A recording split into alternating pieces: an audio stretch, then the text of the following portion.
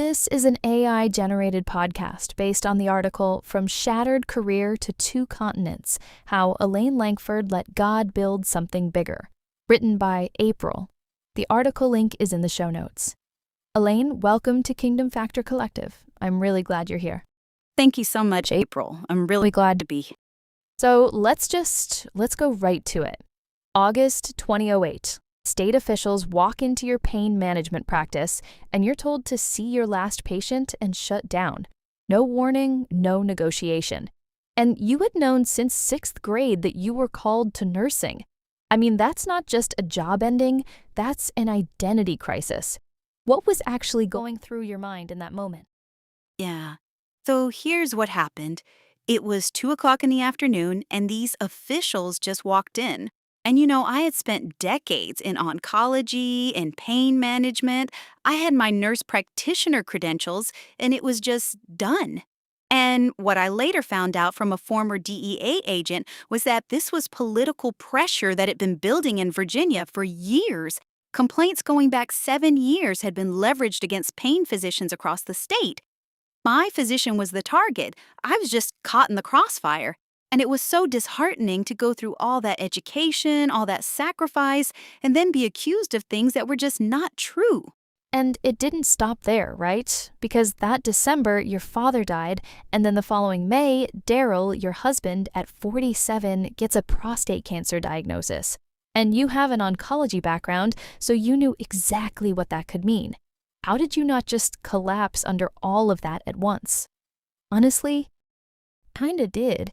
We fought the state Board for a year, spent tens of thousands of dollars on defense. 8 physicians wrote letters on my behalf. The community rallied. And it still ended in a consent order. No vindication, damaged reputation.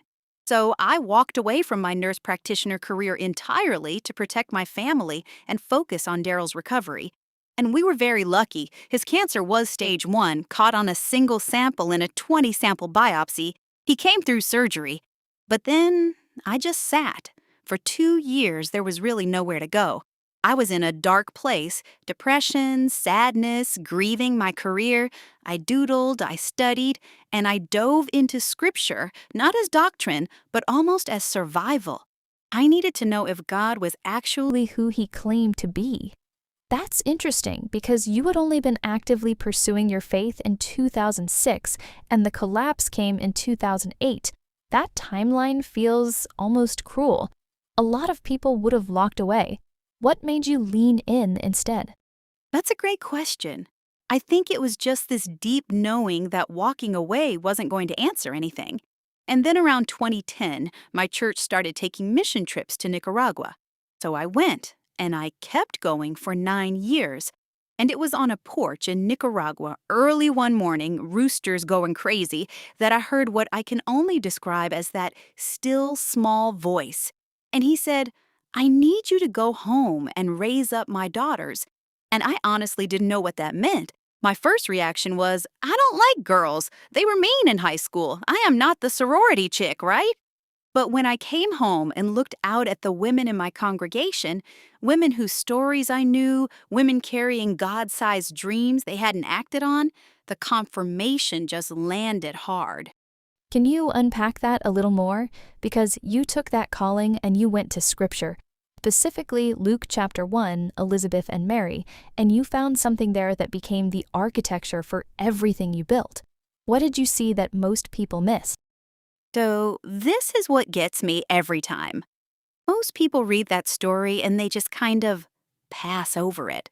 But when I studied it carefully, I saw something about Mary that we've never really been taught.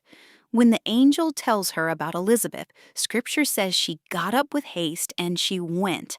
That was a 70-mile journey on foot from Galilee to Judea, likely in a caravan, almost certainly on a mission she couldn't even fully explain yet.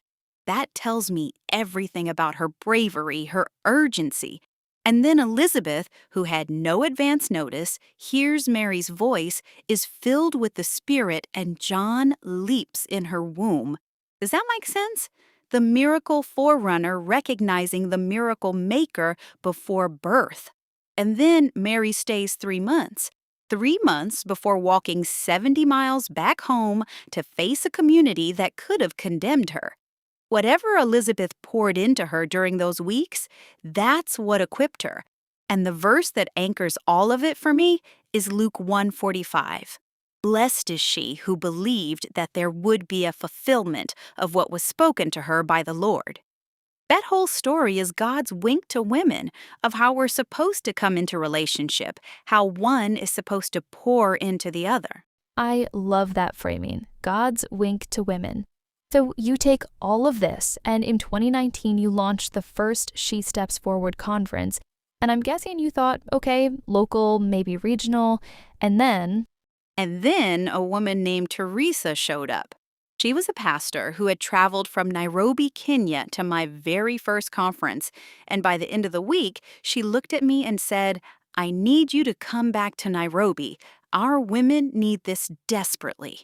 She described widows stripped of dignity, single mothers abandoned, women in poverty with no pathway forward, girls in remote villages caught in child marriages.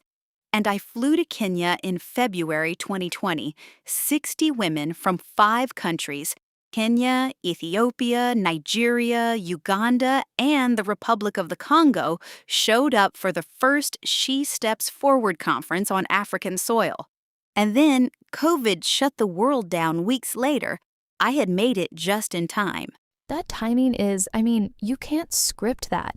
And the women you've met there, Miss Grace running a 65-plus child orphanage on pure faith, Phyllis fighting to get pregnant students back into school, Wilson and Mary with a disability center now serving over 300 clients. How do you keep showing up when the finances haven't caught up to the vision? I hear this tension constantly. Will you believe me or will you believe the bank account? I've had weeks with barely $50 in the account that somehow turned into a mortgage payment. I've seen God open doors in Kenya faster than in the US, and I've had to just accept that He sometimes works things in the opposite order of our expectations. You cannot have a testimony without a test. I had been a bubble-wrapped Christian. That was my test.